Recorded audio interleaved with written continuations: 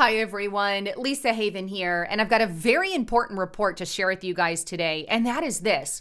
You and your loved ones have been unknowingly exposed to the most devastating weapon ever created. Now, I'm not talking about any physical weapon like a gun or a knife or anything like that. I'm talking about a political weapon that can do countless amount of damages to countries, as we have seen in the Nazi Germany era, Mao, what Mao did, what's happening right now with Xi Jinping and Kim Jong-un.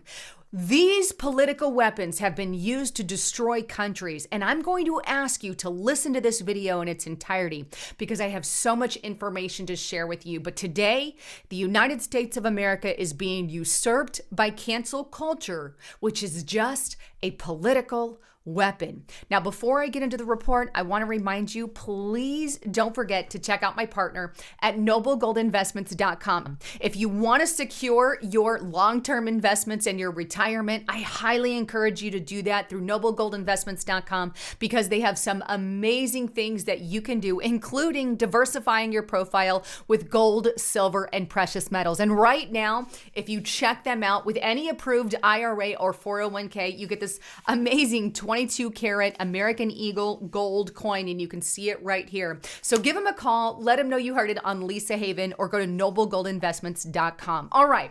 So what exactly is going on in the United States of America that you and your family have been unknowingly exposed to? And that is this.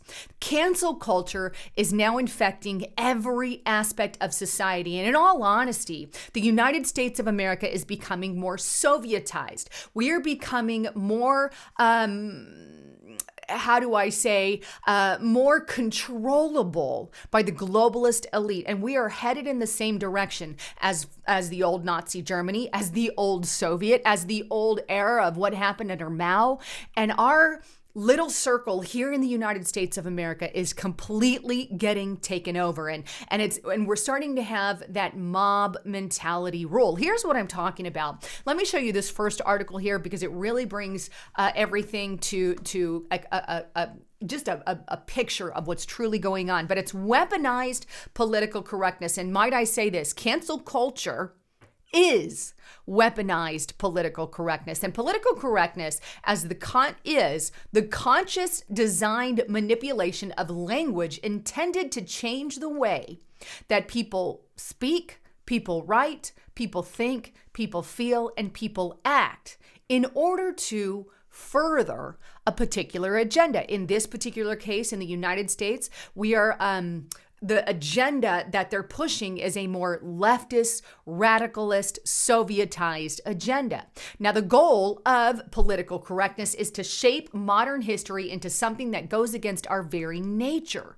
It destroys individualism and distinct communities and replaces our nature with mob-imposed values. It is not about good manners. It is all 100% about controlling society. The only way that they can lead you into something like this, by the way, is by fear and propaganda. And we're seeing this on a daily basis. And unfortunately, many here in America are falling for it. Not you guys listening, but much of the sleeping mass. But it goes on. What happens when people refuse to be controlled? Good question. What happens when the programming fails? When people push back against political correctness? The mob must then resort to more drastic measures, which is some of the measures that we're seeing today in the U.S. In the same way, fascism emerged as a socialist last resort to impose their unnatural worldview. Cancel culture emerged as a means to achieve a political correct society. And if you don't bend your knee to the mob, then the mob will unperson you or remove you or put you in a category to where you're blacklisted, degraded, ignored, or as they do today on Facebook, YouTube, and Google, they censor you into oblivion. And let me just show you a little bit of what's going on right now in the United States of America that really hits home to this cancel culture that has exploded in our country. And here's the first article here. This is New York Post. How a Confederate flag painted on a rock could cost a mother her child. Right now, a mom's in court over custody of her child over a rock. in her yard. Here's another one here, campusreform.org, blaming Jim Crow. Northwestern student journalists say the way that white people walk on a sidewalk is too racist. Then we have Gateway Pundit. Police officer has been fired after 20 years of service for calling Black Lives Matter a terrorist organization. Another Gateway Pundit. Restaurant owners owned by white men are the last in line to receive any funding under Biden's Restaurant Revitalization Fund. Then we have Breitbart.com, and this one is a straight up outrage as well. We have a Christian adoption agency now opposing interracial adoptions. White people are being banned from adopting black babies. No joke. Then we have here dailymail.co.uk. A New York principal sends parents a pamphlet asking them to rate their whiteness and urging them to be white traitors who dismantle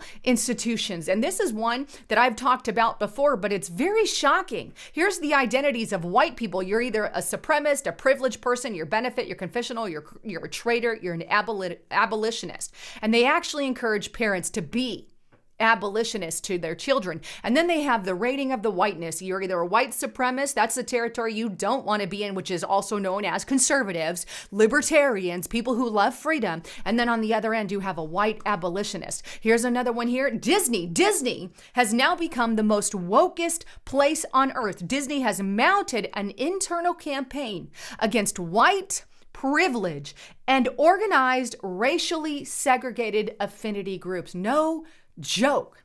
They're literally pushing critical race theory, which is a new definition for racism, in my opinion, that says judge people on the color of their skin versus the content of their character, completely opposite from when Martin Luther King preached. And this is happening at Disneyland. And by the way, I also found this article on the National Pulse. Disney chairman reveals that he is inspired by the vision of the Chinese Communist Party. That's what happens when you go and push wokeism inside an organization. And by the way, I'm going to show you my Facebook post that I put up because I think this is very, very important because it really is eye-opening to what's going on. But you want to know something about the old Nazi Germany's? Well, fun fact, the Nazis were obsessed with race. You know, Jews and non-Jews, they were obsessed with race. They suppressed dissent, controlled the dissemination of news, and controlled the culture. Doesn't that sound like exactly what the Democratic Party is doing right now? And many of the left-leaning people? They were obsessed with race. And guess what? So was the old Soviet Union, right? Obsessed with wokeism. Anything that they can do to accomplish the agenda. And many businesses are caving into this, right? Here's another one. The New American. Coke offers $12 million consulting gig to executive who conceived the anti-white policy that top GOP lawyers called illegal. WND News. Now they are hiring, right? New hiring practices encourage selecting for skin color over qualification. That's racism.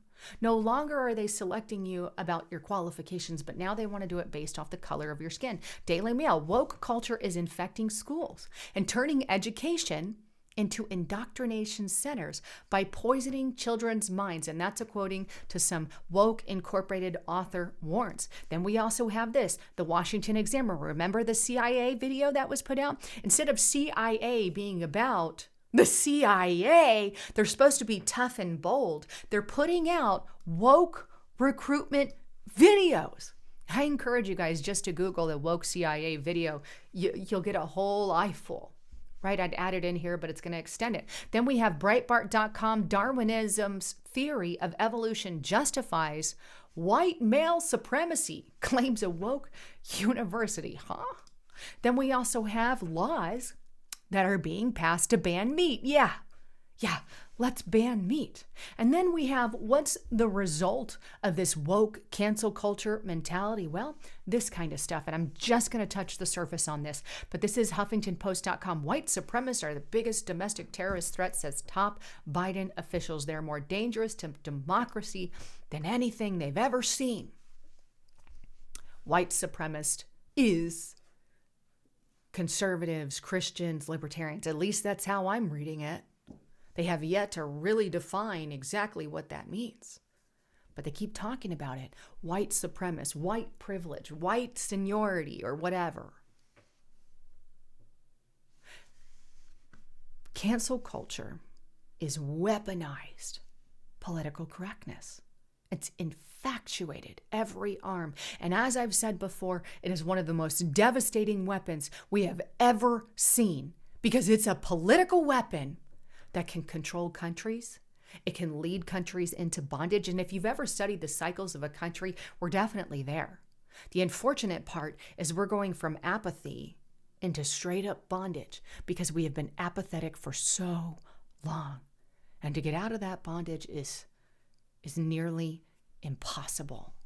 That's why it's so important to live life and hold on to that Constitution like never before. Anyhow, I'd love to get your comments and concerns on everything that's going on. And by the way, get to restrictiverepublic.com. Right now, we've got $20 off the first year. Use the code 20 and the word off, the number 20 and the word off, and you can get $20 off. But I can't tell you how many videos are exclusive to that platform that you're not going to hear on alternative sites. And it's a way that you can support what we do. And if you want tomorrow's news today, get to Restrictive Republic. We've predicted everything that's happening right now a year ago. Imagine what we have in there right now. So check it out at restrictiverepublic.com. Also, as a reminder, please don't forget to check out the conference at gen6.com. I'm one of the speakers there. It's a virtual conference, and I'm going to be talking there with Steve Quayle and many others. So check it out at gen6.com. Anyhow, I love all of you. Thanks for tuning in. I'm Lisa Haven, signing out.